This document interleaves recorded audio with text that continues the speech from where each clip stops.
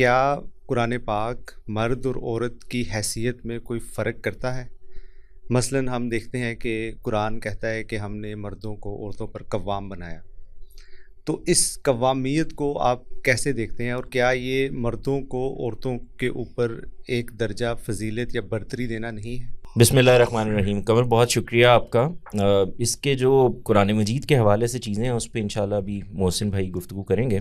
میں یہ چاہ رہا ہوں کہ میں پہلے آپ کے سامنے یہ رکھوں کہ اصل میں یہ عورت مرد یہ معاملہ کیا ہے. جی اگر آپ غور کریں تو خدا نے دو جنس ہیں جو ان کو پیدا کیا ہے، ایک مرد ہے ایک عورت ہے. مرد اور عورت کے لحاظ سے اللہ تعالیٰ نے میری ناک کے شکل کے لحاظ سے کوئی فرق نہیں کیا. اچھا، یعنی ایک مرد ہے ایک عورت ہے، اس میں کوئی فرق نہیں ہے. لیکن جب کبھی بھی ایک مرد اور ایک عورت موجود ہوں گے تو ان کے درمیان کچھ رشتے وجود میں آئیں گے. ظاہر ہے کہ ایک عورت بیٹی بھی ہے، وہ بہن بھی ہے، وہ پھوپھی بھی ہے، چاچی بھی ہے، تائی بھی ہے، ماں بھی ہے.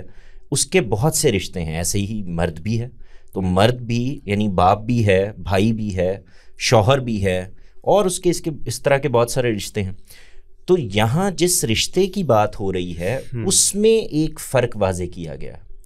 مرد اور عورت کے درمیان کوئی فرق نہیں ہے. اب ایک رشتہ ڈیولپ ہو گیا ہے تو اس رشتے کی بنیاد پر ایک بات واضح کی گئی ہے، اور وہ کیا ہے؟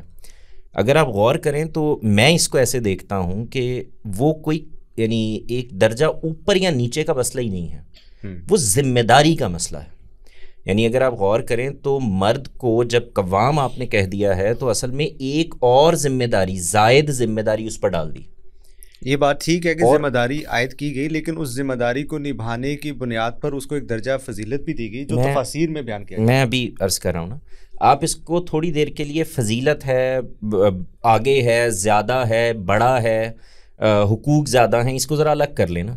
پہلے اس کو سمجھ لیں کہ فرق کیا ہے. ایک مرد اور ایک عورت یہ میاں بیوی ہو گئے ہیں.